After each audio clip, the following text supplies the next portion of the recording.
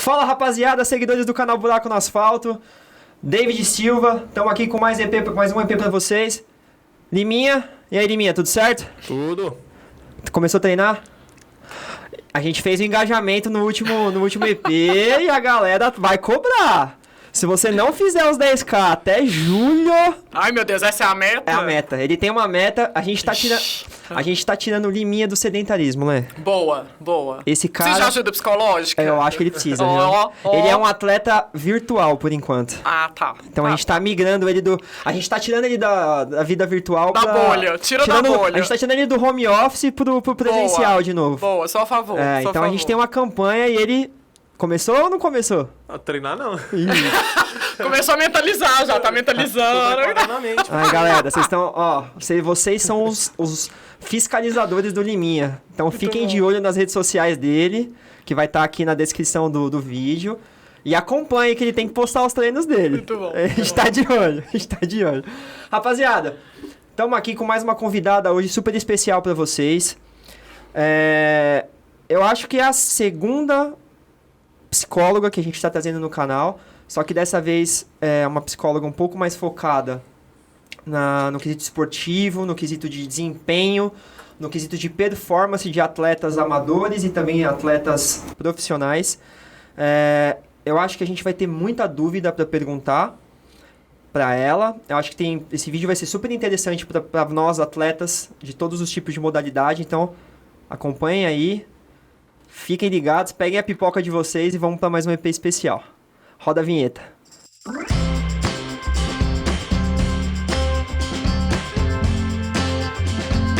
Lê, Oi, seja muito bem-vinda. obrigada. Muito obrigado por aceitar o convite do canal.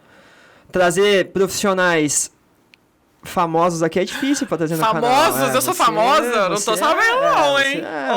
Pra fechar a agenda com essa mulher foi difícil, viu? Foi difícil. Mas obrigado por ter aceitado o convite do canal. Eu que agradeço. É um prazer receber você aqui. Acho que é um tema que, pra gente, que é amador, que é atleta, né? A gente se considera atleta. É um tema super importante que acho que tem muita dúvida. Eu acho que seria um EP que seria muito legal a gente gravar ao vivo, porque acho que surgiria muita dúvida até do chat pra perguntar pra você. A gente pode combinar depois de fazer um ao Acho que a gente vivo. pode, acho que a gente pode.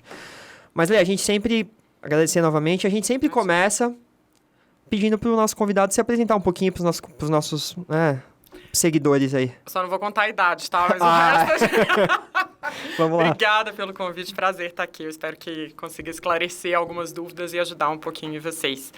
Bom, então vamos lá. Eu sou Letícia Capurusso, eu sou especialista em psicologia do esporte, também em gestão de pessoas. Eu já me formei, vou mais ou menos entregar a idade, né? Porque eu me formei há 19 anos. Eu fui atleta e daí que veio a vontade de trabalhar com psicologia do esporte. Eu joguei vôlei por 11 anos. E quando eu fui fazer vestibular, não sabia direito o que fazer. A história bonitinha, tipo, eu sempre quis fazer psicologia. A história real é não, eu fiz arquitetura, fono e psicologia, e aí falei, puta, eu vou para psicologia porque eu acho que tem um nicho aqui que falta, que era exatamente no esporte, assim. Mas eu ainda não tinha muita certeza. E aí, enfim, antes de ir para o esporte, eu tive outras experiências, tive experiência em RH, trabalhei em presídio 2 anos, presídio de segurança máxima. Mas como psicóloga já? Como psicóloga. Acho que é aí que eu aprendi a lidar com atleta, tá? Acho que foi aí nesse meio. E depois acabou que, assim, acho que não tem muito como a gente que foi atleta, vocês que são atletas, a gente gosta do meio do esporte, né? Então, o esporte acabou me chamando e aí eu fui trabalhar num clube com o voleibol, que foi a modalidade que eu joguei, e aí estou desde então.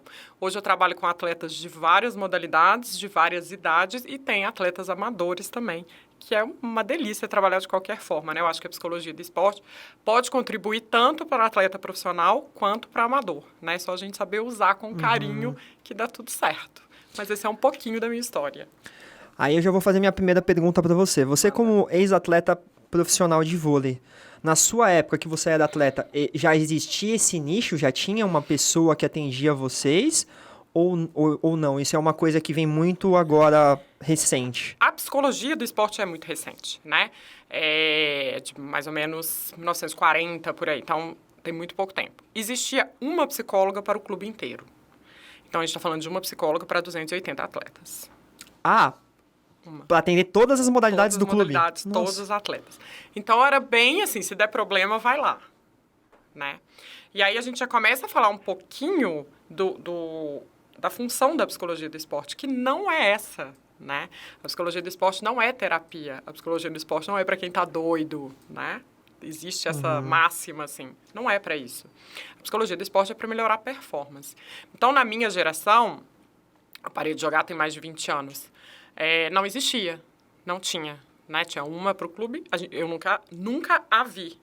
Não sei. Eu imagino que para atender quantas pessoas você falou? 280, mais ou menos. Haja agenda, né? Olha, e a realidade dos clubes, a verdade é que não mudou, tá? Quando a gente fala de esportes, eu falo assim, gente, tem futebol e tem esportes. Futebol é outra coisa, tá? As verbas futebol normalmente tem psicólogo só para adulto, tem psicólogo só da base, as coisas funcionam de uma outra forma. Hoje, a maioria dos clubes tem também, continua, sei lá, com essa quantidade, 250, 280 atletas, e tem 4 psicólogos, 5 psicólogos. Melhorou então, assim, um pouquinho. Melhorou um pouquinho, mas é muito difícil dar conta da demanda toda, né? Então, até né, a gente vai entrar nos atletas que eu atendo, enfim. A maioria deles, tem psicólogo no clube, mas acaba me procurando também, porque não consegue um atendimento individualizado. E, de novo, não é culpa dos psicólogos, é porque, de fato, não dá tempo. Muita demanda, né? Não dá tempo. Então, eu atendo a equipe, porque eu junto 15, 20 de uma vez, porque eu não consigo atender um só, com esse número de atletas que eu tenho, né? Então, acaba que também continua defasado, né? O clube não dá conta de assumir, a maioria dos clubes não dá conta de assumir todos os atletas. E aí eles costumam, né, acaba procurando alguém por fora. Mas na sua época, você chegou a ver alguém do time que você atuava usar desse benefício que o clube dava? Não. Não era nem falado isso, né? O técnico não passava essa informação para vocês? Não. Até hoje, tá? Tem muito técnico que não gosta, não. Porque tem técnico que acha que a gente tá competindo com eles. Essa era uma pergunta que eu ia fazer. Porque tem muito técnico que se faz de psicólogo do grupo, né? Eu falo, todo mundo é meio psicólogo, né? Procura um inteiro, pelo amor de Deus, né? E tem muito técnico que acha que é psicólogo e que acha, a gente viu isso na Copa do Mundo, não é mesmo? É um assunto que a gente até conversou aqui um pouquinho antes. Então, não, eu dou conta de manejar. Então tá, eu estudei 5 anos, fiz 2 pós-graduações e você dá conta de manejar. Tudo bem, né? Mas, enfim, então não era nem falado. Ainda hoje tem um certo preconceito, hoje muito menos, principalmente depois da Olimpíada do Rio, né? Quando a Simone Biles não competiu, quando o Michael Phelps veio falar do problema que ele teve de alcoolismo, de depressão, ficou um pouco mais benquisto a psicologia. Eu vejo hoje, por exemplo, os jogadores que eu atendo da Europa, os clubes europeus valorizam eles terem o psicólogo. No Brasil ainda tá. É uma coisa que ainda vai precisar ser copiada, que a gente sempre faz de fora, né? Então, as pessoas com quem... Mas é legal, assim, porque as pessoas com quem eu já trabalho, eu tenho alguns técnicos que já me mandam um atleta. E eu tenho um empresário de voleibol, que é o Geraldo Maciel, que é meu parceiro, que ele também, às vezes, me manda atleta dele. Eles já entendem o que é o trabalho e já viram o resultado. Então, eles confiam. Né? Tu falou, eu vou mandar esse atleta para você, porque eu sei... Que vai dar um... O que vai acontecer. Dentro disso da gente falando que é difícil, a psicologia e a gente precisa lembrar um pouquinho historicamente o que acontecia antes. A pessoa que era psicóloga clínica ia para a quadra. Isso não é psicologia do esporte, isso é psicologia no esporte. Você concorda? São 2 coisas diferentes. Você não tem especialização de psicologia do esporte. Quando a gente está falando... Vamos voltar. Quando a gente está falando de psicologia do esporte, a gente está falando de performance. Claro que a gente vai olhar a saúde mental também, mas não é o meu foco principal. O meu foco principal é que ele melhore a performance dele. Ele me procurou para isso.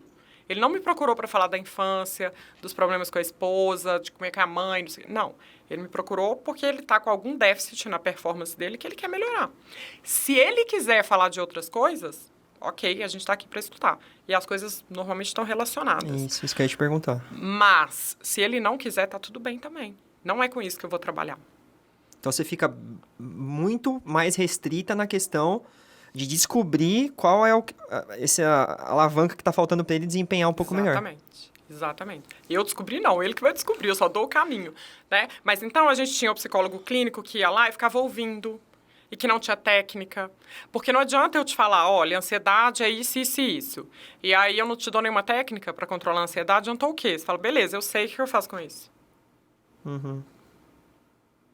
Ah, pra você lidar sob pressão, você tem que treinar, o treinamento tem que ser pressão, você tem que visualizar, você tem que se imaginar na situação, você tem que procurar soluções, tem que achar alternativas antes de entrar, papapá. Preciso ensinar isso para ele, não adianta eu só falar, é pressão.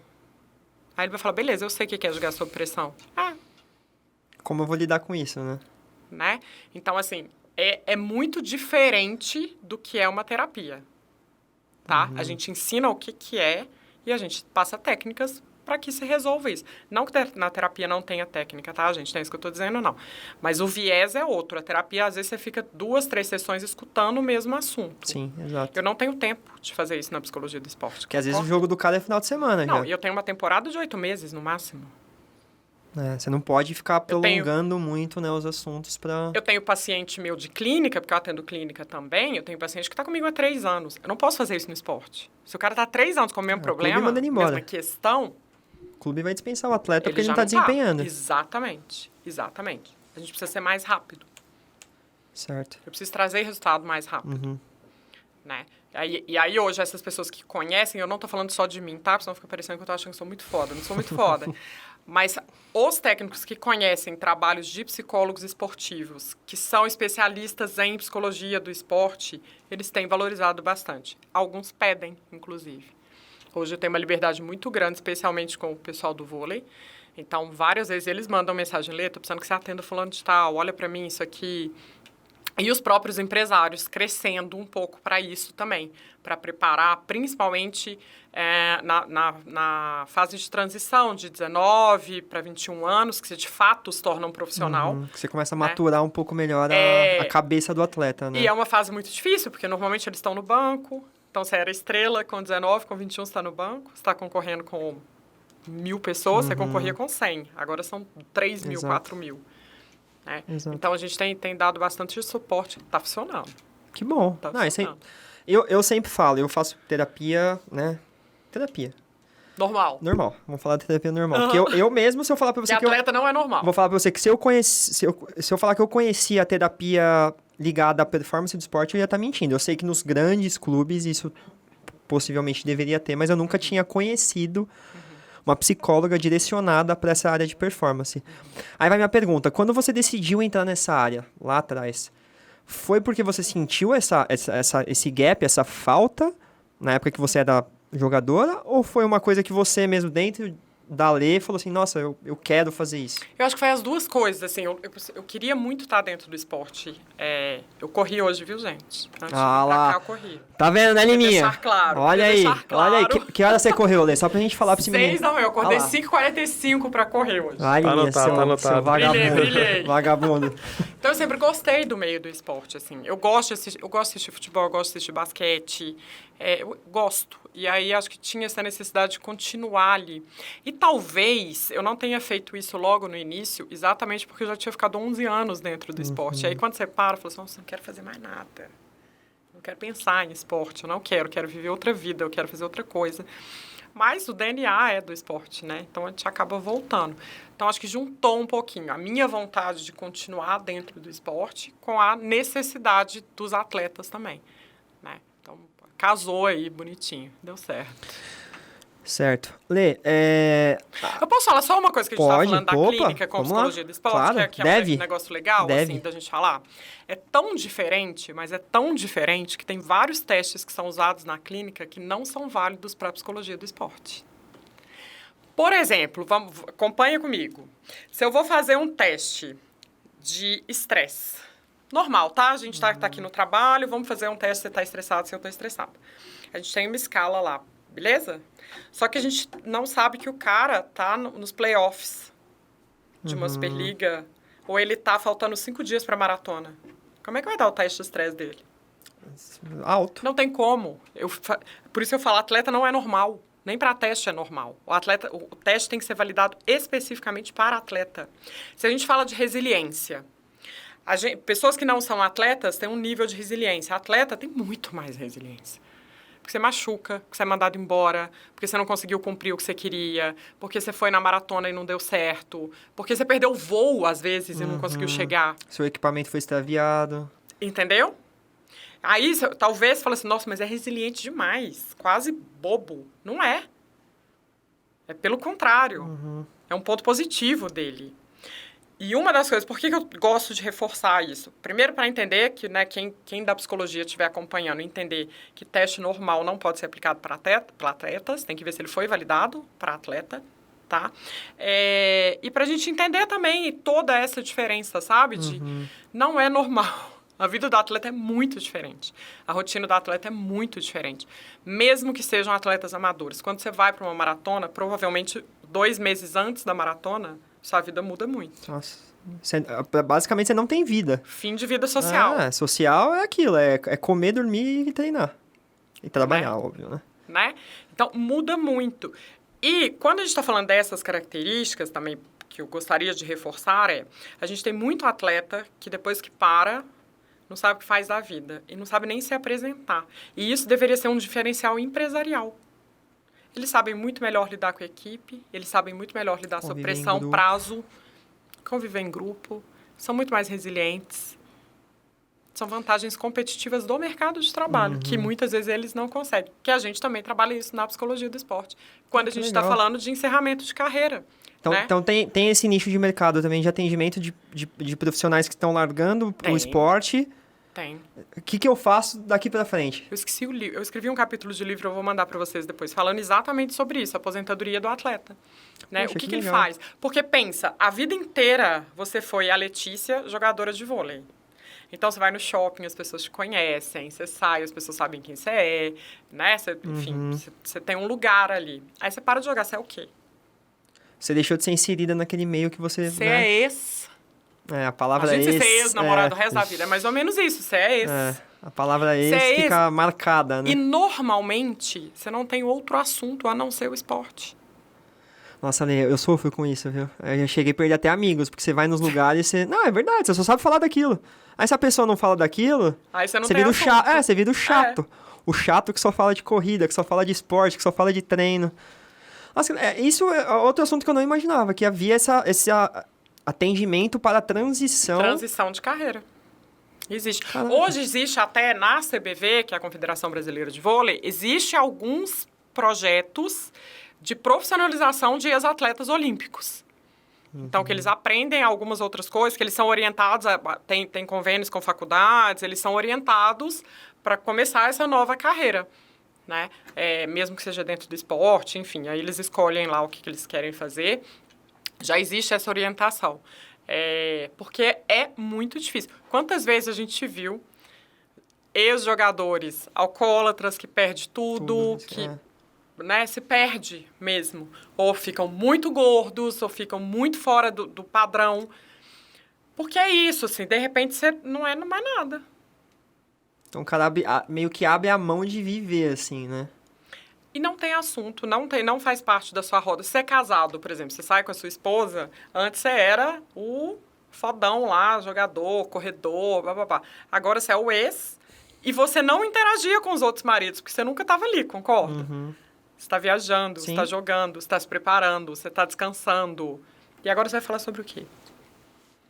Você se sente desinserido. Totalmente. Você perde. É uma perda de identidade. Mundo, né? É uma perda de identidade mesmo. Tipo, quem sou eu agora? O que eu vou fazer?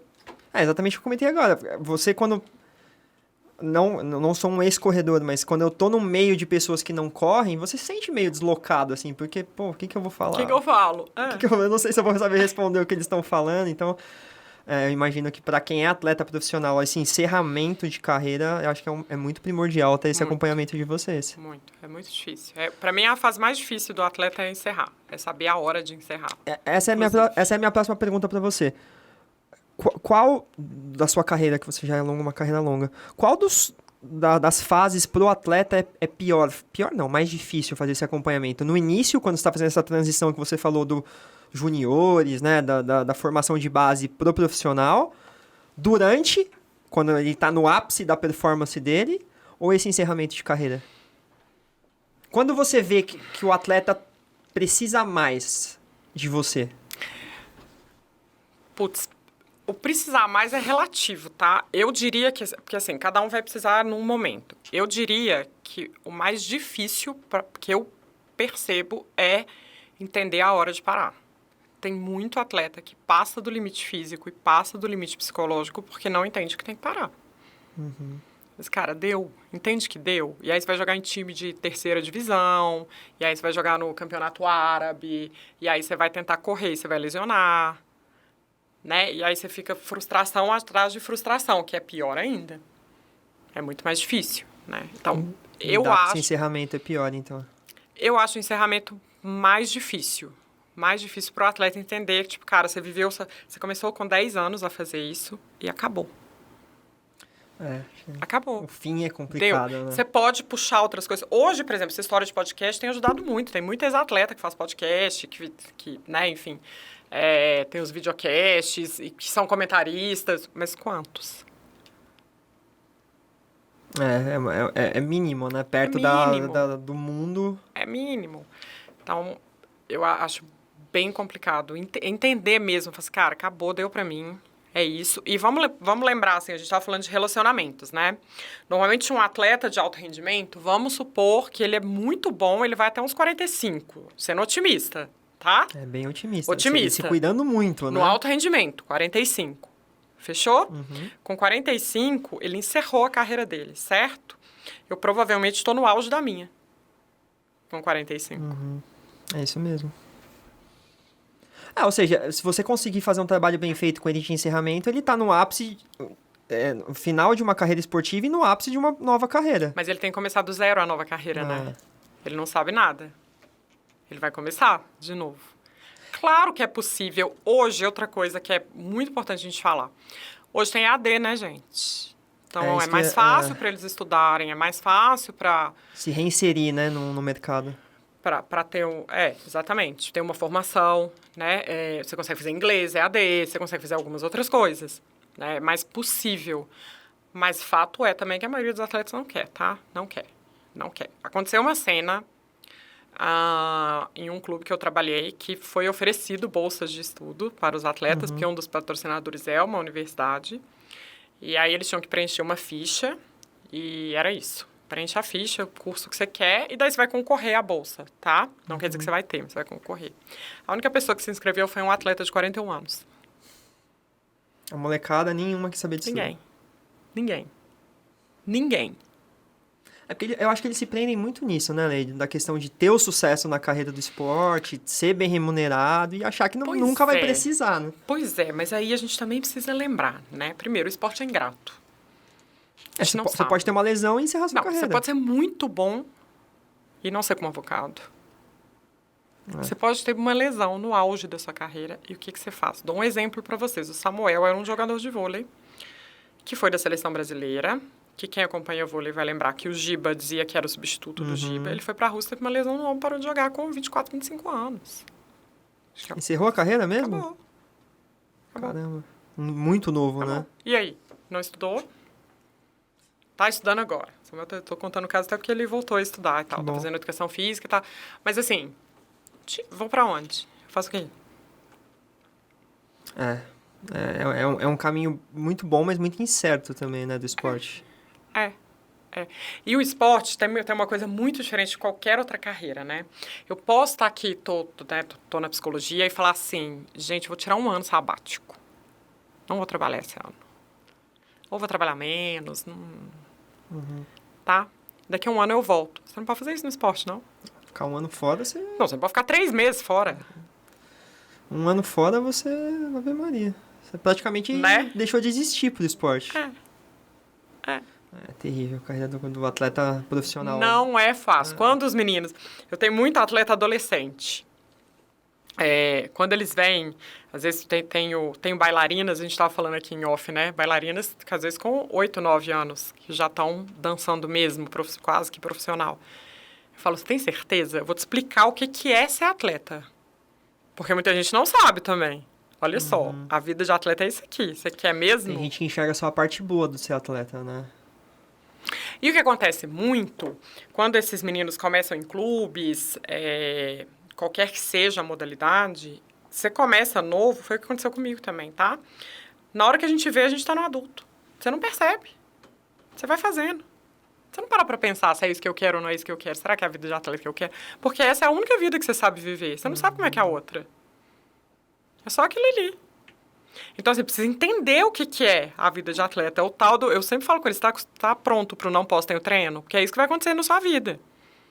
Tem aniversário de alguém, eu não posso, tenho treino. Tem um casamento, eu não posso, tenho treino. Talvez seu filho vai nascer, você não pode, porque você tá jogando. Viu, atletas amadores? Nós somos atletas, porque a gente tem os mesmos compromissos. Vocês são, claro que são. Que às vezes um atleta profissional não consegue fazer. Claro que são atletas, claro que são. Essa questão até se debate muito, né? Principalmente no futebol, que os adolescentes adentram, né, no esporte e crescem e ganham dinheiro do dia pra noite, e as pessoas ficam, mas vive na noite, vive fazendo besteira, lá. E eu sempre fui meio que defensor, não defensor, mas eu tento entender um pouco o lado do atleta, porque é exatamente isso.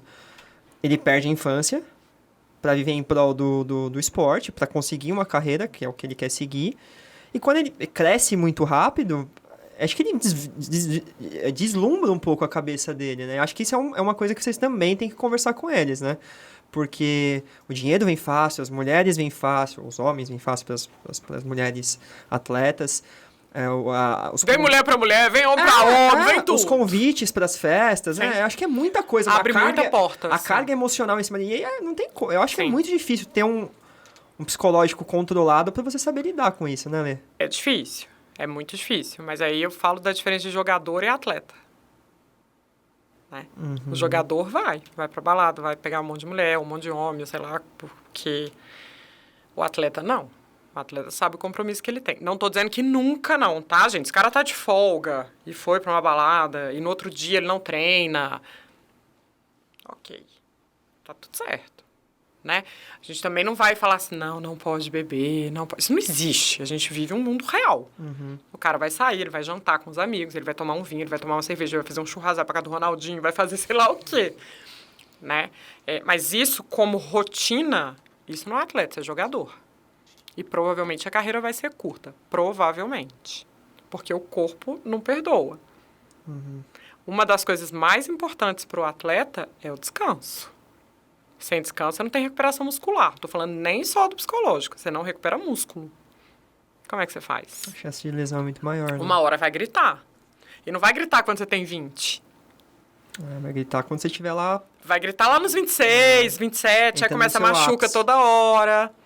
Aí toda hora tem alguma coisa, fala, não sei o que é. É lá atrás, gato, que você construiu isso. Ou não construiu. É lá atrás. Dá pra recuperar? Dá. Mas aí você vai ter que fazer 3 vezes mais do que você faria, né? Olha os caras que a gente vê, assim, os caras que têm uma longevidade grande. Vamos dar o exemplo hoje, fácil. Cristiano Ronaldo. O cara só treina. E ele vai jogar mais 5 anos. Porque ele tá acostumado, ele treinou... Porque a vida dele é essa. A vida dele é essa. Eu não sei se vocês viram o documentário dele. A rotina, a família dele é construída para isso. É isso mesmo.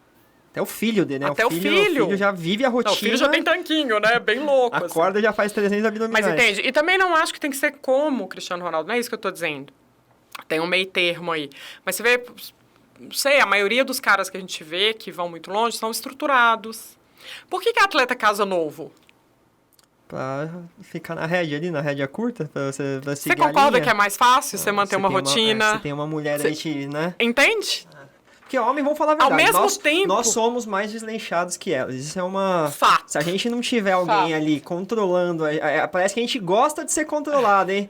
Recado pros homens. Olha as dicas, olha as dicas. A gente gosta, a gente fala que não gosta, mas a gente gosta. Então, essa é uma realidade. Acho que tendo uma esposa do seu lado, você fica um pouco mais, Você tem suporte. Você tem o suporte que você precisa. Você consegue manter rotina. Você não tem que ter menos distração. Então, isso não é pensado, vou casar porque isso vai acontecer. Não, mas é muito comum. Você vê atleta casando com 23, 24 anos, o que na vida nossa normal, isso não acontece. Você vai falar, pô, você vai casar antes dos 30, tá louco? Agora que você tá... Né, assim? Agora que tá ficando bom. Né? E atleta casa muito cedo, porque precisa desse ponto. Precisa desse ponto de apoio.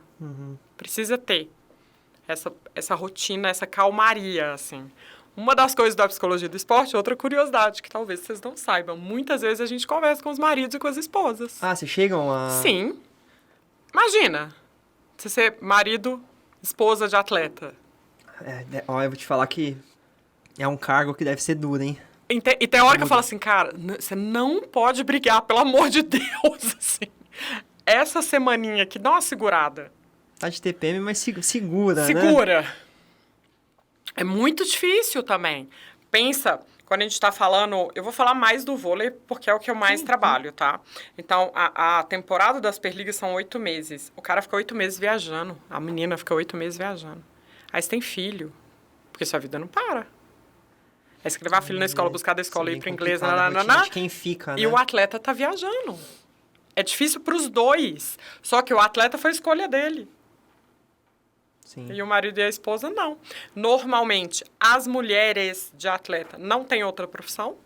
São porque mulheres, não consegue. São mulheres de atleta porque que não cuidam consegue. de casa, Porque né? essa temporada eu tô em rotina. BH, na que vem eu tô em São Paulo, na outra eu tô na Rússia, na outra eu vou pra Bélgica, na outra eu tô na França. Como é que eu faço? É complicado.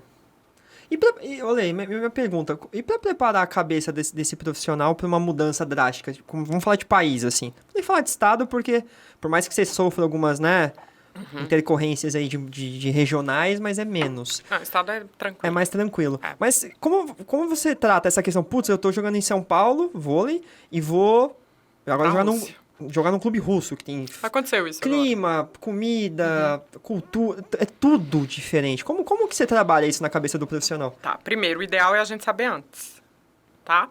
Então, eu sempre falo com meus atletas, antes de fechar contrato, me fala. Por quê? Pra gente trazer todo o panorama. O que você vai ganhar indo pra Rússia? Além de dinheiro, Além do dinheiro. Além do dinheiro e vodka, Além o que do você dinheiro. vai ganhar? Qual é o tipo de vida que você vai ter? Você conhece alguém que mora na Rússia? Já conversou com algum atleta que mora na Rússia? Como é que é a vida desse cara? Como é que é a vida da família do cara? É o que a gente chama de aculturação. Então, a gente precisa mostrar para ele qual é a realidade que ele vai enfrentar. Chega lá, é a mesma coisa? Normalmente não é igual o cenário que ele montou. Por quê? A maioria das pessoas acha que o dinheiro vai ser suficiente. Então, eu passo por isso tudo porque eu vou estar ganhando muita grana. Na maioria das vezes, não é. Né? Não é só sobre dinheiro. A nossa vida não é sobre dinheiro, né? Tem outras experiências que a gente precisa ter. Mas de trazer para eles a realidade de outros atletas que estão lá, como que é a sua vida, e entender mesmo como é que é esse país. Olha só, você vai... Eu tenho um atleta que recebeu uma proposta para a Rússia agora, essa semana, tá? E aí eu falei com ele, cara, você entende que guerra... Hoje tá controlado, certo? Tranquilo, mas pode ser que amanhã estoure de novo a guerra. Você vai levar sua família? Você não vai levar sua família? É uma coisa que você tem que pensar. É um lugar legal para sua esposa morar? Não é um lugar legal para sua esposa morar? Você já foi na Rússia? Você conhece alguém que mora lá? Entende? Então, a gente prepara mostrando todas as possibilidades. Pra ele não chegar lá e ficar um mês e... Que acontece muito, né, com o atleta. Vai, aceita pela proposta do dinheiro. Não, mas acontece. Não é muito, tá? Mas acontece. Acontece. De chegar... Às vezes, por exemplo, no Brasil treina-se muito. A cultura do Brasil é de muito treino. A cultura na França, por exemplo, não é de muito treino. Treina-se menos. A carga principalmente física, é muito menor. Musculação eles fazem pouco. E aí chega lá o atleta sente. Tem atletas que são muito bons porque são explosivos. Se você não tem esse treinamento físico, você não tem explosão. E aí você começa a não ser bom mais. Entende? Então, assim... Acontece, mas não é tanto. Por isso que é tão importante. E o ideal seria que eles falassem antes. Às vezes, eles não falam antes. Ok. Então, uma coisa que eu sempre faço é... Procura comunidade brasileira. Porque todo lugar tem. Brasileiro. Entra no metrô, falou no alto que você vai achar alguém. Brasileiro e conta pra pagar tem em todo lugar. Né? Então, assim... Procurar pessoas nas quais você possa se apoiar. Acontece muitas vezes também, por exemplo, nós somos muito afetuosos. Você faz gol, você abraça, você faz ponto, você abraça. Lá não. É assim. Lá não. Então, você tem que se preparar para tudo isso. Por isso, assim, ter uma comunidade brasileira por perto é importante. Se sua família puder ir com você, é importante. Porque você consegue manter algumas tradições, algumas rotinas.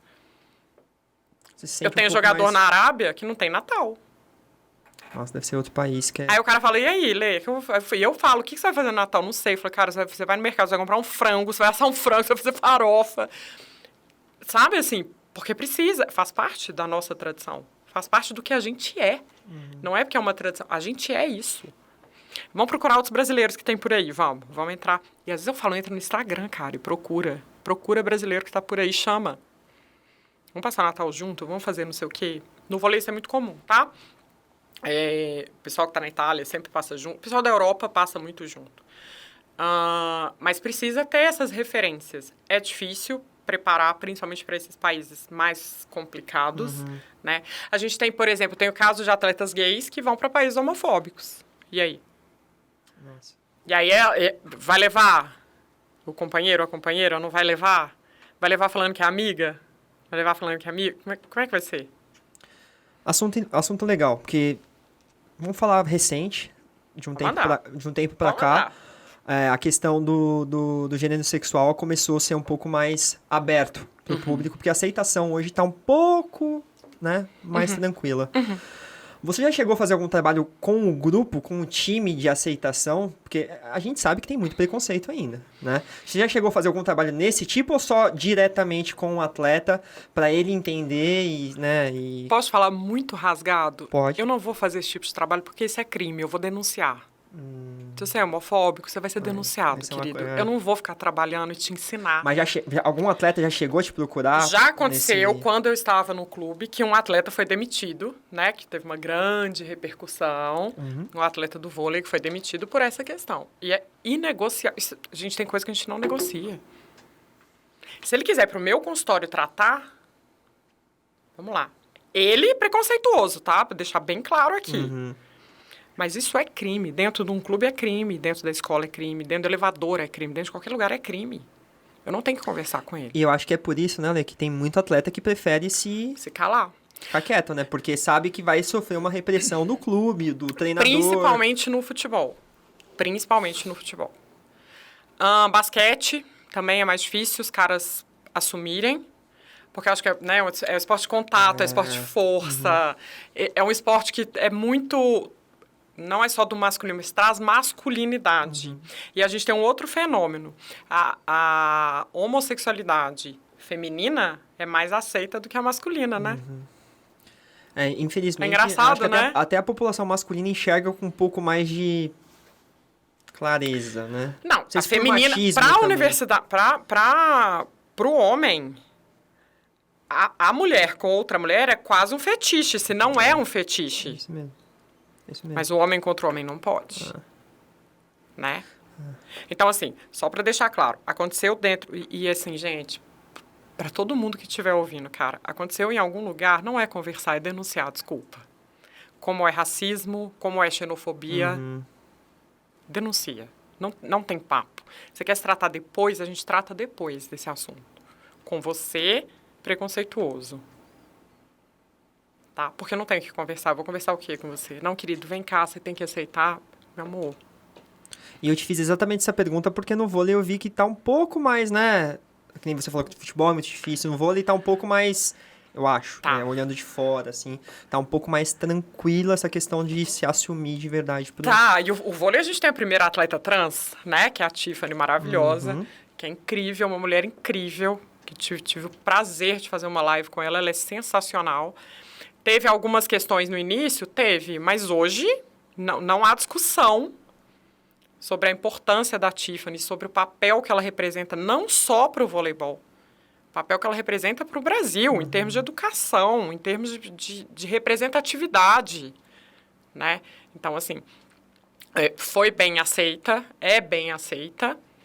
E aí é até legal a gente tocar nesse assunto, que é um pouco sensível, mas muitas vezes eu escuto, já escutei isso de pessoas próximas a mim, falar, no vôlei tem muito gay. Por quê? Porque eu vou procurar um lugar onde eu sou acolhido, gente. A gente, todo mundo... existe esse lugar, né? Todo mundo, a gente procura grupos. Sim. Não é? Você procura gente que corre. A gente se associa com quem a gente se, né? Né? Eu fujo de psicólogo. Mentira! Eu procuro gente que gosta de cerveja, eu amo tomar cerveja. Opa, eu procuro boa. gente que gosta de cerveja, que entende de cerveja, que a gente vai sair, vai tomar cerveja. Boa. Eles procuram pessoas que também entendem eles, que fazem bem pra eles e que tá tudo certo. E eles não são separados do negócio, não, mas ali eles são acolhidos. Eu sou acolhida na comunidade da cerveja, você é acolhida na comunidade da corrida. E tá tudo bem. Então, assim, o vôlei não cria isso, não, sabe? Porque às vezes eu tenho pais que falam, não vai jogar. Aí já começa dentro de casa, já, né? Entendeu? Mas fala, tá, então você jogou vôlei e virou viado, é isso. Hã? Tá calma nessa hora, uma coisa tem nada a ver com a outra, né? Então, enfim. Mas é um pouco mais bem aceito, sim. Acho que graças a Deus. E cada vez mais a gente tenta trazer mesmo e dar representatividade para essas pessoas, sabe? Olha, aí você já relatou alguns benefícios, mas assim, pra gente deixar muito claro pros nossos seguidores, quais são os principais benefícios que você pode relacionar, não somente para atletas profissionais, mas também para atletas amadores, de como a terapia pode auxiliar nesse processo de... Psicologia do esporte.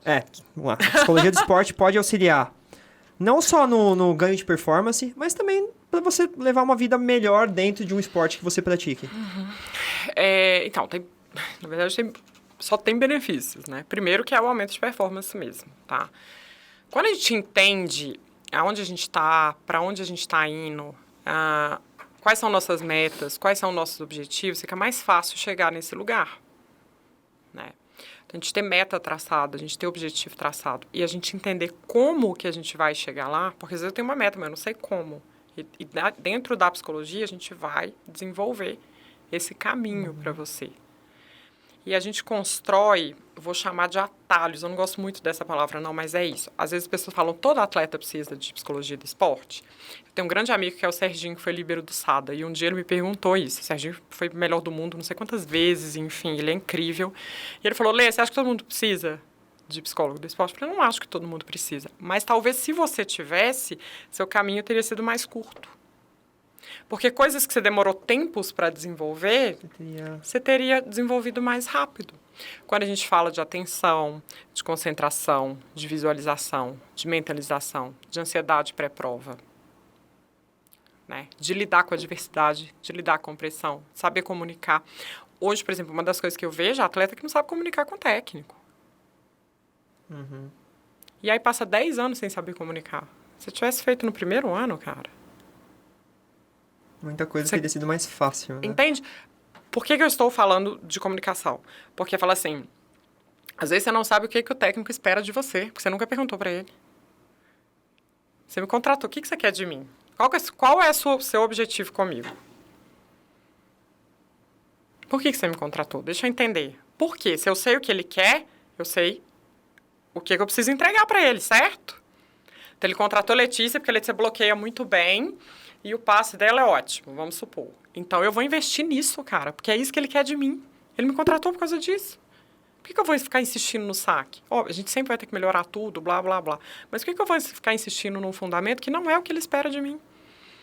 Ou ele vai falar, eu te contratei porque você é um líder. Aí eu entro no quadro e fico quieto. Ou no grupo de corrida e fico quieto. Entendi. Entende? Então...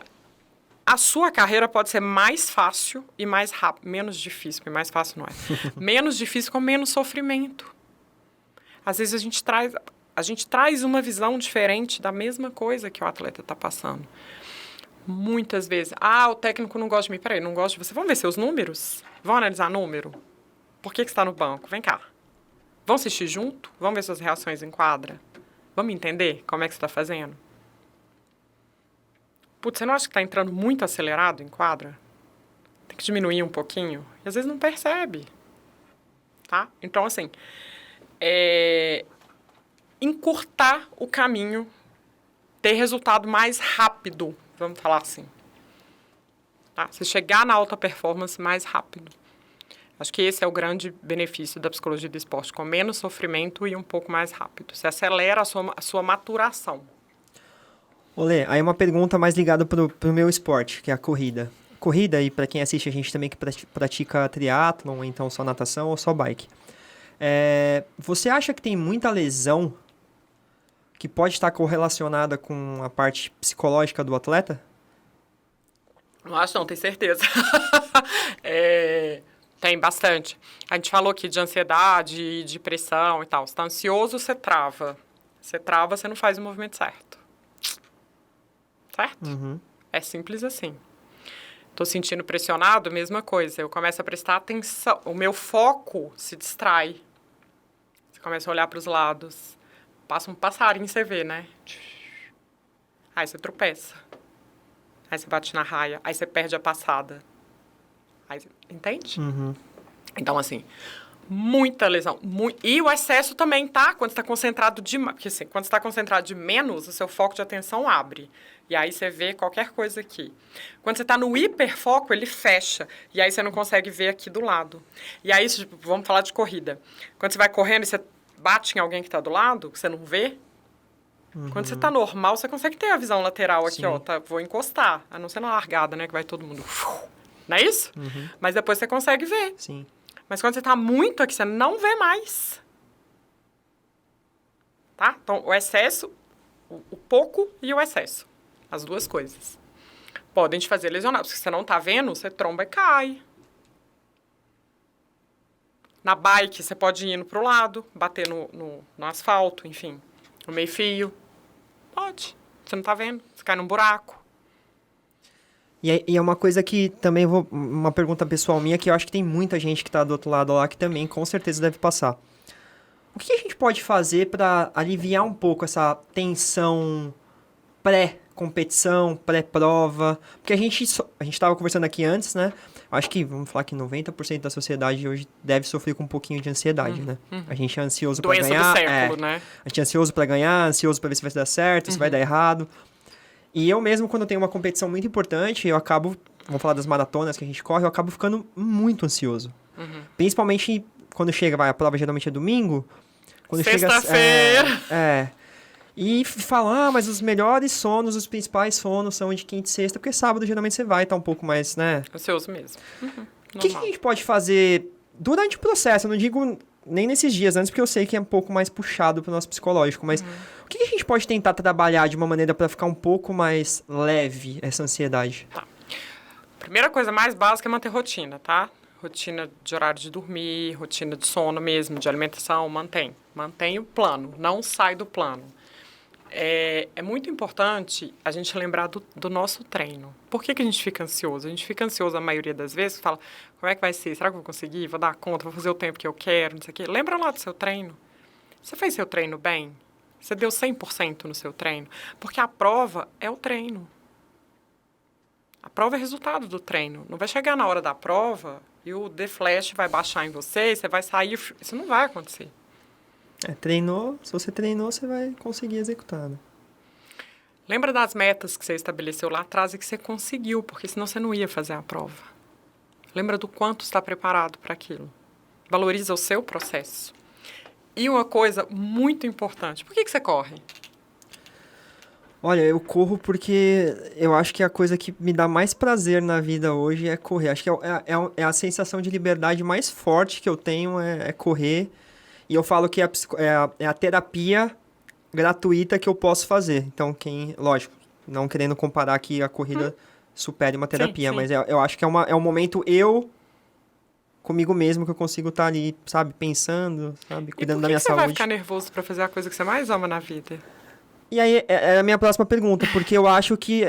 Será que isso está ligado muito com a questão da frustração, dessa cobrança... Olha, fazer exceção aqui, gente. Dessa cobrança excessiva? Porque, assim, eu sou amador, mas eu quero performar. Acho que todo mundo quer melhorar. Claro. Então, mas você não treinou pra isso? Sim, mas você acha que não tá ligado? Essa questão da ansiedade por esse excesso de... Eu acho que por isso que eu falo, às vezes a gente acaba levando o esporte por uma questão que tem que ser saudável, tem que ser uma coisa boa, por uma coisa... O esporte de alto rendimento não é saudável, ponto, esquece. Então, não é saúde. Esporte de alto rendimento não é saúde, ponto, tuf, acabou. Agora vamos voltar aqui na corrida, tá? Você vai fazer o que você ama. Você acabou de me dizer que é o que te dá mais prazer, por que você fica nervoso? Pode ter um nervosismo, vamos lá, sabe aquele nervosismo do primeiro encontro? Você fala, ai, como é que vai ser? Isso é legal, isso não é ruim. Vamos tirar um pouquinho dessa coisa também, que a ansiedade é sempre ruim. Não é bom. Isso faz você se preparar, você botar uma roupa bonita, você arrumar o cabelo, você arrumar sua barba, você, ver se tá cheiroso, papapá. A mesma coisa pra corrida, isso vai fazer você deixar sua sapatilha separada, tua roupa separada, entender que você, né, sua alimentação durante a prova pronta, sua água, seu gelzinho, vai estar tudo pronto ali. Isso não é ruim. Isso é bom. Passou, começa a ser ruim. Normal, talvez, você não dormir as 8 horas de sono. O que você pode fazer? Meditar, manter sua rotina, assistir coisas leves, ver coisas não relacionadas com corrida. Tá? Tentar desfocar um pouco, para no domingo você focar de novo, por exemplo. Então, na sexta e no sábado, eu vou dar uma vou ver série, vou ver filme, vou descansar, se precisar descansar, né? Vou falar de outras coisas. Vou lembrar do meu treino. Porque vai vir. Qual é a grande questão da psicologia, do esporte, da terapia? A gente não controla pensamento e sentimento. A gente controla atitude. Eu não controlo o meu pensamento. Se eu te dizer, não pensa no elefante, você já pensou. Agora, o que você vai fazer com isso? Então, se você diz, eu não posso pensar na prova. Meu Deus, tem a prova, eu não posso... Cara, então pensa na prova, falei aí, como é que eu quero que seja a prova? Como é que eu treinei? Qual que é a meta mesmo que a gente colocou? Qual que é o pace que eu tenho que ter? O que eu tenho que fazer? Blá, blá, blá, blá. Fechou? Se tiver muito ansioso, escreve isso. Lembra do caminho que você já fez para chegar ali. Sim. E não esquece, isso assim, parece muito bobagem, mas de verdade, não esquece do porquê que você está ali. Eu estou fazendo isso porque eu gosto, que é a coisa que me dá mais prazer. Mentalizar isso, Se começar a não me dar prazer, não faz sentido. Se começar a me trazer dor, dor vai trazer, né? Mas eu falo dor psicológica mesmo, tipo, meu Deus, amanhã eu tenho corrida, né? Deixou de ser legal? Não faz sentido. Olê, aí outra coisa que eu vivencio muito hoje, principalmente nas redes sociais, né? O surgimento das redes sociais, infelizmente, veio para ajudar, mas também veio para atrapalhar.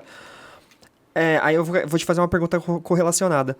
Dentro do esporte profissional, existe essa questão também que eu vejo muito na internet hoje com os amadores de se comparar? Eu preciso desempenhar que nem a Letícia. Eu preciso ser bom igual a Letícia. E às vezes a pessoa não sabe do caminho. A Letícia já está na carreira há 10 anos, há 12 anos, há 15 anos. E eu estou iniciando agora. Existe isso? Sim. Com os menores também, Sim, sabe, total. com os atletas que estão iniciando no esporte? Total. Porque eu vejo isso muito na corrida hoje, tá? Muita gente que... A corrida cresceu muito, às vezes você segue um perfil, um amigo que começou a correr e tal, tá desempenhando bem, e você precisa de, em 2 meses, 1 mês... Tá igual ele. E aí é onde vai lesionar, inclusive. As lesões, as frustrações, né?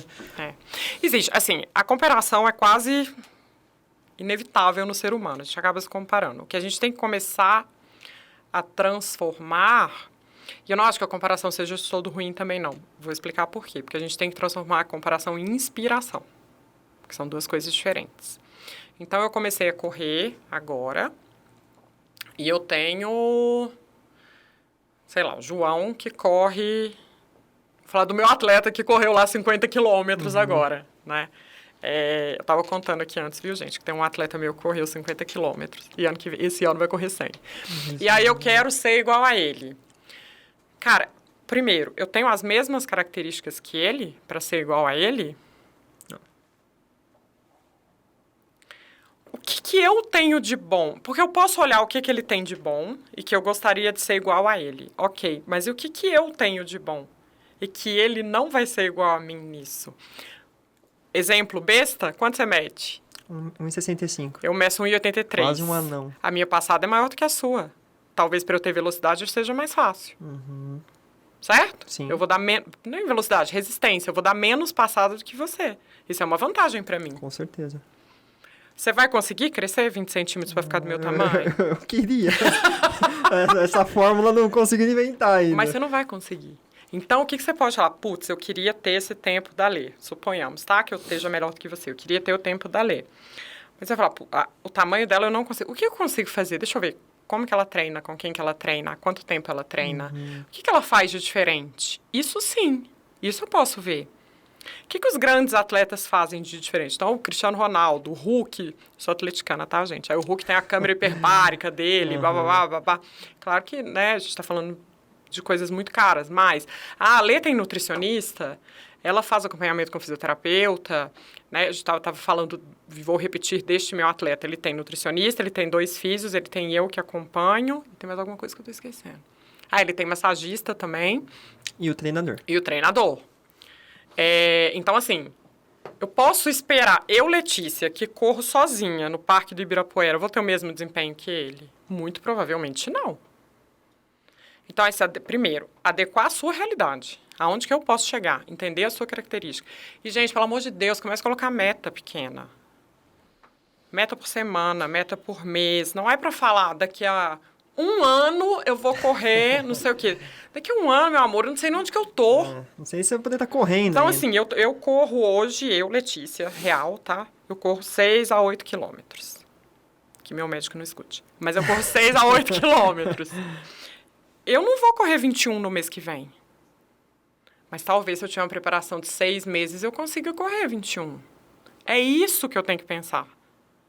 Não adianta eu ir hoje, talvez até hoje, se eu falar, vou correr, eu consiga. Mas e minha recuperação? A chance de acontecer alguma coisa ruim é Ruim! grande, né? Ou até de você se frustrar e falar, Exatamente. puta, que merda, não gostei. Sim, porque eu não estou preparada para aquilo. Então, assim, vão tirar a comparação, trazer como inspiração e tirar o de melhor daquilo. Outra coisa que a gente tem que tomar muito cuidado quando a gente compara, tá? Vamos supor que você é muito bom na resistência, tá? E aí a Letícia é muito boa na velocidade. Aí você fala assim, nossa, eu tenho que melhorar a velocidade. Uhum. Tá? Sua velocidade está aqui, sua resistência está aqui. Vou inverter porque eu falei o contrário, né? Então, sua resistência está aqui, sua velocidade está aqui. Você começa a preocupar com sua velocidade. Tá aqui, né? Só que você esqueceu isso aqui. Aí, O que acontece? Você vira médio em tudo. Você deixou de ser Cadê bom aquilo que você era destacava? bom? Isso é interessante, verdade. Cadê aquilo que você destacava? Não era aqui? Você começa a Por que focar que só se na... você é melhor na resistência, vai ser usar um Bolt? Cara, eu vou correr maratona, eu sou melhor na resistência. Sim. Por que eu vou fazer prova curta? Olha, essa dica aí tinha que ter cara que devia estar aqui do meu lado ouvindo, viu, Lê? Olha... Minuto... Vamos gravar esse minuto do vídeo aí, ô, meu amigo, pra você assistir. Entende? Pra quê? Por quê? Porque eu não vou ser nem usar um Bolt, nem vou conseguir terminar a prova. Porque eu vou passar da minha, né, do meu pace e eu não vou conseguir acompanhar. E aí? A gente fala que tem muita gente que quer agarrar o mundo também, né, Lê? Que nem a corrida é uma modalidade que tem várias, diferente do vôlei, que é o vôlei, mas a corrida tem muitas modalidades, né? Então você tem cross country, tem 5, 10, 21, ultramaratona, trail, e tem muita gente que quer fazer tudo ao mesmo tempo, quer ser bom em tudo ao mesmo tempo. Mas todas as modalidades a gente pode falar isso. O cara que é zagueiro vai ser centroavante? Não. O cara que é goleiro vai... É a mesma coisa que se eu jogasse vôlei, a única posição que eu poderia Líbero. tentar jogar... Entendeu? Então, O Gandula. O Gandula. Aquele cara que seca a quadra, seca a quadra. Porque não adianta eu querer ser... Qual a posição Central. que você tem que ser? Eu vou fazer, eu vou bloquear quem? Exatamente. Ninguém. Todos Eu os acho que é lugares importante têm você isso. saber suas limitações também, não é, Lê? Exato. E é isso, gente. Vamos parar também de pensar o que eu tenho que melhorar, o que tá ruim, Cara, o que eu sou bom que eu posso potencializar? Olha que incrível isso. Eu já sou bom. A gente sempre vai ter que melhorar tudo, fato. Na vida. Não é só no esporte, na vida, né? Eu quero ser melhor filha, eu quero ser melhor namorada, eu quero ser melhor amiga, eu quero ser melhor tudo. Mas assim, o que eu já sou muito boa dentro disso que eu posso melhorar? Então, por exemplo, eu sou uma pessoa muito carinhosa. Então, eu não vou falar assim, eu vou ser menos carinhosa, mas eu vou, sei lá, fazer outra coisa, fazer mais comida, whatever. Não, eu vou continuar sendo muito carinhosa, eu quero ser mais ainda, eu quero ser mais legal ainda. Faz isso no trabalho normal. O que você é muito bom no seu trabalho? Potencializa isso. O que você é muito bom na corrida? Potencializa isso. Legal. Se você já tem habilidade, é mais fácil. Tá, do que você ficar preocupando com o que é ruim. Então, só pra gente esclarecer pro pessoal, então, em vez da gente se autocomparar com o outro que às vezes é melhor que a gente deve tentar procurar, certo? Usa o outro de inspiração, entende as diferenças que você tem do outro e volta pra você e olha o que você tem de bom e potencializa Aquilo. isso. olha, servir como inspiração de o que ele faz para estar nesse lugar. Como é que ele fez para chegar lá? Qual foi o caminho? Porque às vezes a gente se compara sem estar preparado, né? A gente falou disso. Então, assim, qual que é o caminho? Então, essa comparação de eu estou fazendo isso, ele está fazendo, putz, ele está fazendo mais que eu, talvez eu tenha que fazer mais e tal. Ok. Usa como inspiração para te potencializar. Não para te colocar para baixo. Para te colocar para cima. Certo. Lê, e aí vamos falar de uma coisa que acontece muito, acho que no esporte profissional, também no esporte amador. Eu mesmo já passei por vários momentos desses.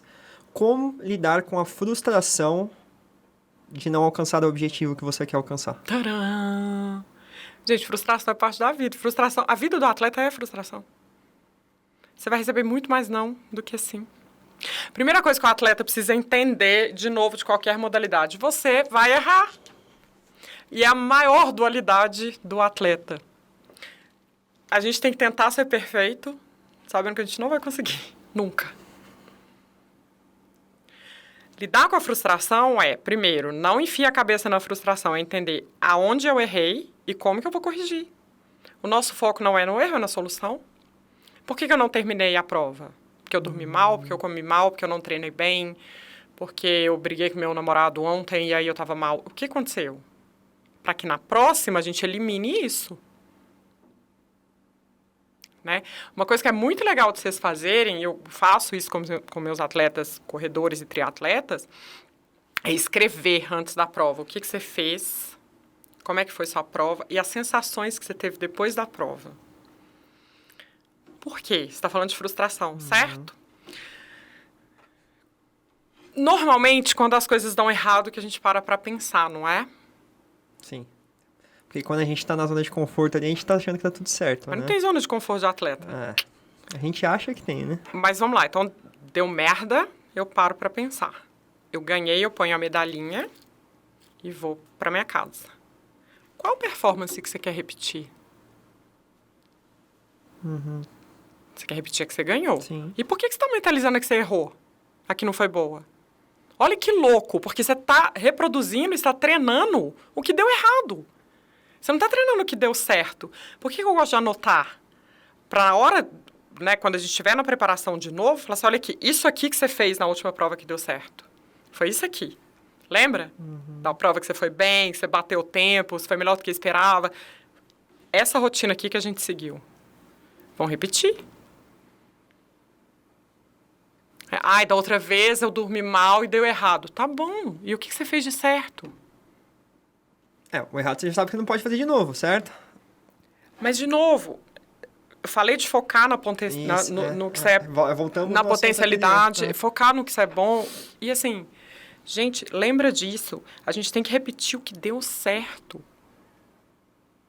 Quando a gente erra, a gente tem que parar, analisar o erro, trazer solução. Ok, deu certo, cara, anota. Falei, é isso que eu tenho que fazer, é isso aqui. Hoje deu bom.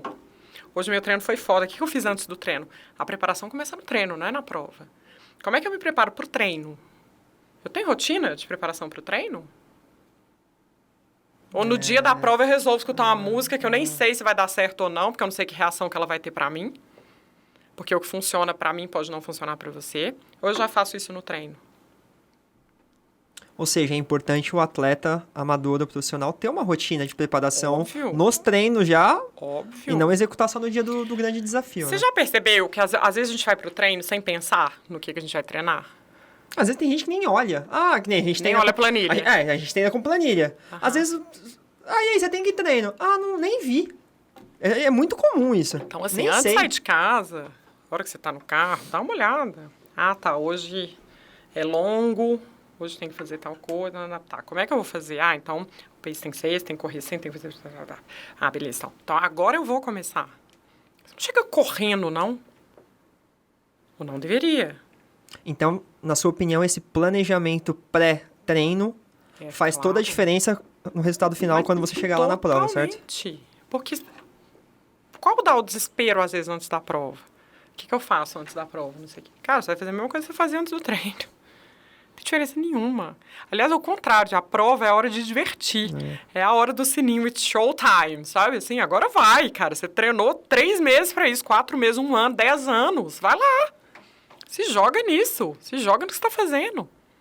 A preparação, o treino A prova é o reflexo do treino. Se você não preparou para o treino, você não vai conseguir preparar para a prova. O que eu falei, o The Flash não vai baixar lá e você vai sair correndo e blá. Não vai acontecer isso. Não vai acontecer isso. É o reflexo de tudo que você treinou. Você treinou bem, você está tranquilo com o seu treino, você conseguiu bater suas metas, você fez os resultados que você queria, você atingiu a sua expectativa ali. Provavelmente você não vai ficar tão ansioso antes da prova, porque você sabe que está bem preparado. Tá? E você vai repetir essa rotina no dia da prova. Porque é quase que você dizer pro seu corpo assim, cara, a gente tá na mesma casa, não tem problema não. Tudo que a gente fez, a gente vai repetir hoje.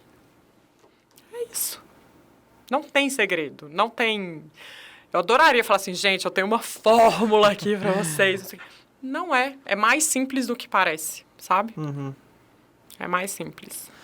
Olha, tem uma pergunta que eu te fiz antes da gente começar, e eu acho que vai ser importante para quem segue a gente. O corredor tem muito aquele estigma da barreira dos 30 quilômetros da maratona. Para quem corre maratona, tá, gente? Para quem ainda não teve essa chance, acho que vocês vão passar por esse paradigma. Eu vou ficar falam, no dos né? 8, tá? É a minha. Esse paradigma dos 30 quilômetros que falam que é a barreira, os 30, 32, tem gente que modifica, que é a barreira da maratona. Fala, quem passa dessa quilometragem bem, consequentemente vai terminar bem. E eu já passei por algumas experiências próprias de chegar no quilômetro 30, 32 e o corpo parece que fazem assim, ó. Desliga uma chavinha e aí começa a vir, tá doendo aqui, eu não vou conseguir. A cabeça da gente começa meio que a autossabotar a gente a finalizar uma coisa que a gente treinou para aquilo. Porque você foi pensando que nos 30 sua chavinha ia virar. É porque todo mundo fala que nos 30 minha chavinha vai virar. Gente, a gente tá no mundialista, que tudo vai acontecer perfeito. Não é isso não, tá? Mas você treinou para quantos quilômetros? 42. E por que nos 30 você vai parar? Faz sentido? Sim. Então, assim, tentar... Muitas vezes a gente tem que trazer pro racional mesmo. Tá? Espera aí, por que eu tô pensando isso? Eu treinei, de novo. Eu fiz o treino certo, eu me alimentei bem, eu consegui dormir, tá. Claro que eu vou dar conta. É óbvio que eu vou conseguir. Por que eu não vou conseguir? Então, sua dica para as pessoas que estão nesse processo, que vão fazer essa prova, quando chegar próximo ou durante a prova toda, já ir mentalizando essa questão de... Você vai mentalizar os 42, você vai mentalizar 30. Eu vou até os 42. Esse meu atleta que correu os 50, ele falou comigo, Lê, quando eu bati 40, eu falei, cara, agora eu posso correr aqui até amanhã. Ele falou, eu teria corrido 70. Eu falei, puta, tô bem pra caramba, tá tudo certo. Mas ele treinou pra ir bem nos 50. E se desse, ele não treinou pra ir bem nos 42. Nem pra nos 30. Entendi. Treinei pra isso. Quantas vezes você já correu 42? 8. Por que você vai parar nos 30? Isso prova, né? Fora os treinos que a gente treina, né? Entende? Você não conseguiu fazer no treino? Por que você não vai fazer na prova? Aí eu já acho que entra aquela questão da cobrança, né? Que a gente vai... Então, é a prova, é a prova. Eu preciso ir bem. Acho que tem muita... Acho que a maioria, né? Se cobra muito essa questão de ter que concluir aquele... O que você treinou. É o que você falou. Concluir o que você treinou, né? E faz todo sentido. Eu treinei pra isso, eu quero terminar isso, ok. Mas isso não pode ser uma pressão, isso tem que ser um incentivo, entende a diferença? Entende pai quando tá ali pressionando o moleque? Você tem que ser melhor, e pai que tá falando, cara, tenta, vai embora. É isso. E tem uma coisa da corrida que é muito legal, que vocês podem se ajudar na corrida. Isso é demais, quando você tá correndo com gente que você conhece e aí, quanto mais você corre, mais você vai conhecendo pessoas. E vocês começam a se incentivar, que é uma coisa que a gente chama de efeito manada, né? E aí parece que você é imparável mesmo. Tipo, os caras vão, vai. E aí você vai, não é? E se você... Essa também é uma dica legal. Se você estiver sentindo que, tipo, cara, tá falhando aqui, cheguei nos 35, começa você a incentivar os outros, porque você vai receber isso de volta. E isso puxa. Se você tá falando que ele dá conta, você também dá, não dá? Sabe quando a gente tá com febre e a gente fica, meu corpo tá doendo, não parece que piora? O efeito contrário também funciona. Vão que dá, cara, vão que dá, vão. E às vezes mudar as métricas, talvez mudar as métricas, tá? Quando você começa a maratona, 42 é muito longe. Então você conta 5. Fiz 5 quilômetros, agora eu fiz mais 5, não é isso? Começa a diminuir um pouco. Agora é 1 por 1. Agora é 500 metros. Agora é 300 metros. Agora é 100 metros. Isso é engraçado, porque eu assisti um podcast semana passada de corrida e o menino que fez a primeira maratona, ele era o host, ele falou que ele fez isso. No 19 ele começou a sentir muita dor e aí ele ficava negociando com o corpo dele. Eu vou até o próximo poste. Exato! Eu vou até acabar essa música. Ele tava ouvindo música, aí eu vou só mais 1 quilômetro. Ou isso, não, pera aí, cara, tô na metade do caminho, pelo amor de Deus, não parar agora não. E foi assim que ele terminou. Lógico, ele não fez o tempo que ele queria fazer, Sim, mas terminou. Tá bom. Concluiu E aí a prova. depois, vamos parar e vamos ver por que você não fez no tempo que você queria. Tá. Se na hora da prova você começar, não vou conseguir, eu não dou conta, meu Deus, minha perna tá doendo. Tá doendo mesmo. Tá doendo, vai doer. Pra todo mundo, né? Vai doer. Até Mas pra quem ganhou a prova, tá com Você dor. treinou para a dor. Vambora. Se você começar, não vai dar. Ai, cheguei nos 30, agora não vai dar mesmo.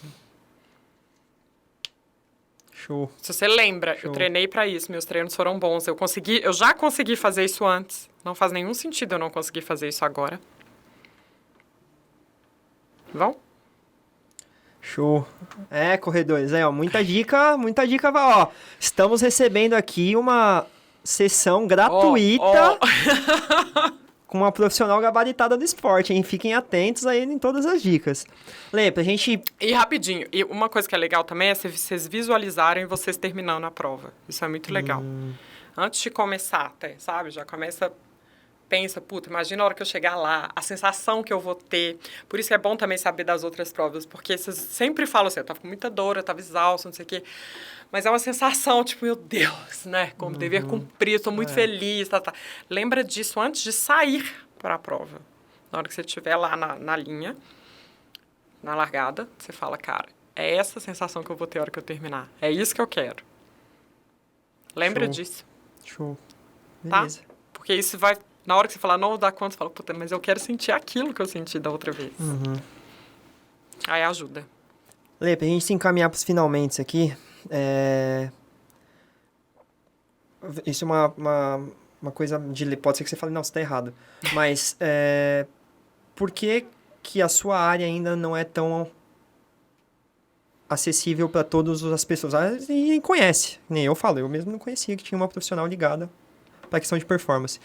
Você acha que isso ainda tem tabus a serem quebrados dentro do esporte? É questão financeira? É questão de formação? Que na sua opinião, que está dentro da profissão, o que você acha que é um limitador ainda para chegar em mais pessoas? Acho que tem as duas coisas. Acho que tem muita gente que não sabe e acho que tem uma questão financeira também. Né?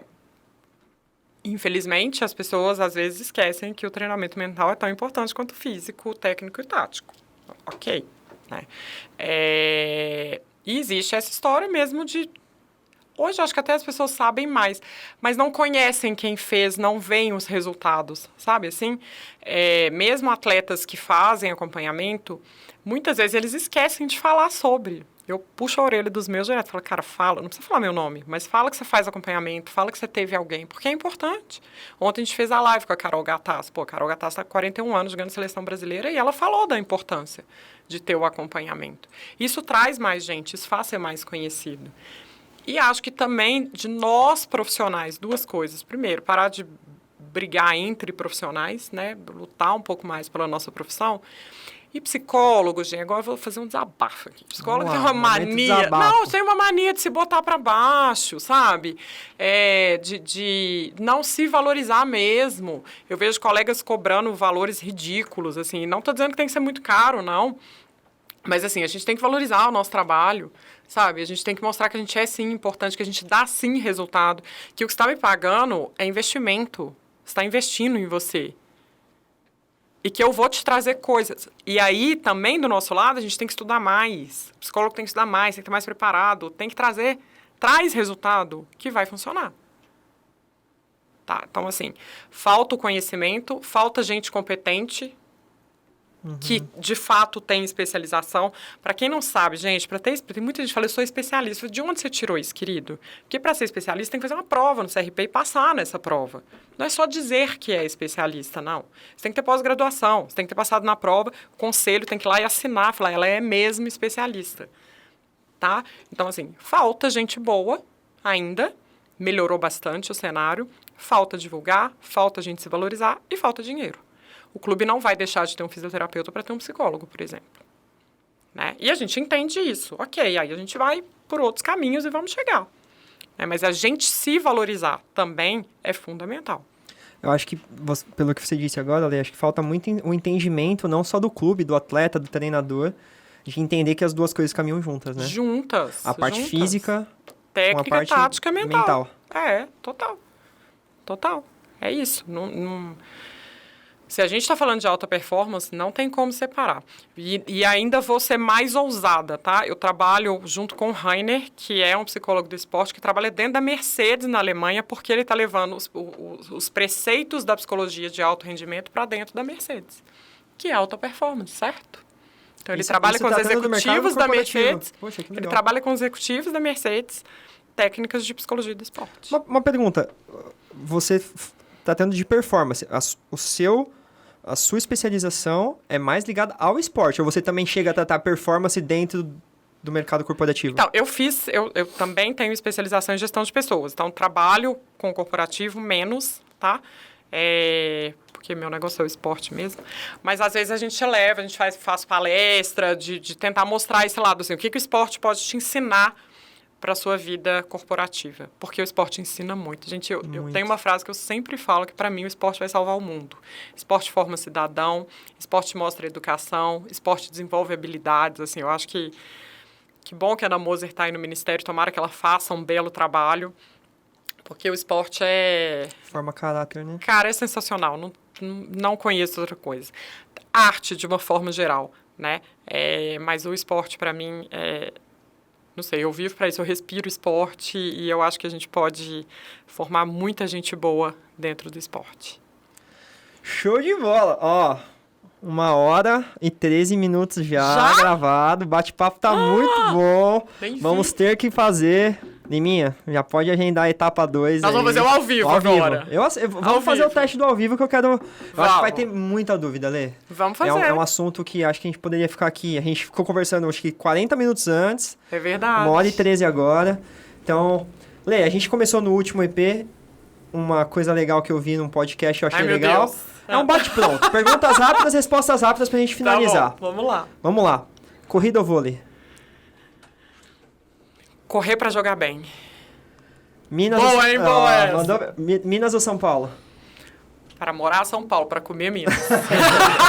Então vou concordar. Distância preferida na corrida? 8 quilômetros, no máximo. No máximo. Treino ou jogo? Jogo, sempre. Conviver em grupo ou individual? Putz. Que difícil, né? Para trabalhar, eu prefiro trabalhar mais sozinha, porque eu sou chata. Eu sou bem chata, tá, gente? Pareço legal, mas eu não sou. Eu sou chata, eu gosto das minhas coisas tudo muito certo e tal. Mas para esporte, para jogar e tal, para vida, assim, em grupo, sempre. A gente se reconhece no grupo, né? Então, convívio social é importante. Pra gente finalizar, acompanhamento terapêutico, sendo qualquer um, esportivo, pessoal, sim ou não? Sim. Claro, sim. Acho que quem passou pela experiência pode contar um pouco dos ganhos que tem, né? Então, sim, 1000 vezes sim. Façam, gente, façam. Quem não tem condição financeira também, fica a dica. As universidades normalmente têm atendimento gratuito. Os postos de saúde hoje, muitos, aqui em São Paulo e em Minas, muitos têm também atendimento gratuito, tá? Talvez não na especialidade de psicologia do esporte, importante. Quem quer... talvez procurar a psicologia do esporte nas universidades, não procura só na psicologia, procure na educação física, porque a maioria da pós-graduação é dentro da educação física, tá? Que legal. Então, Dica tem legal. Atendimentos gratuitos, tem gente aí para trabalhar para vocês. Fora que a maioria dos convênios hoje também reconheceram que a terapia é aceita, né? Sim. Isso é importante salientar para quem tem convênio médico, para procurar saber se o seu convênio... E procurem sempre, né? Profissionais credenciados pelo CRP do seu estado, pelo CFP, e aí vai dar tudo certo. Brilhem. Liminha, vamos botar a página dela aí pro pessoal entrar lá, seguir, acompanhar o trabalho da Lê. Então, o arroba dela vai estar na descrição do vídeo, para vocês entrarem no Instagram dela, sigam ela, muito conteúdo bacana.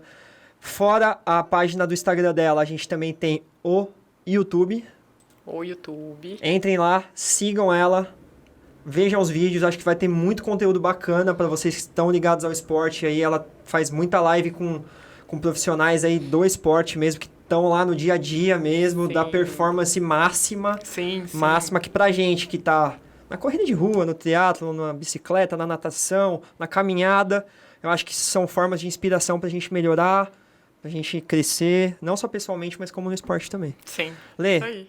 muito obrigado. Imagina. Meu, o bate-papo foi muito bom. A gente vai, rápido, a gente vai fazer essa live aí que eu acho que vai bombar. Vamos repetir. Obrigado por ter vindo, obrigado por Imagina. disponibilizar um tempo. A gente agradeço, é um foi um assunto que pra prazer. gente é super importante. A gente às vezes fica muito focado na parte de treino, ou então alimentação, que a gente sabe que é importante, mas a gente acaba esquecendo do mais importante, que é a cabeça, que leva a gente aonde a gente quer. Vamos lembrar. Quem tiver com dúvida, pode mandar mensagem no Instagram. Às vezes eu demoro a responder, mas eu respondo, tá? Tô sempre à disposição de vocês. Quando vocês quiserem, a gente faz um ao Show. vivo. Vamos fazer, Tá vamos bom? combinar. Lê, obrigado. Imagina. Rapaziada, mais um EP entregue pra vocês.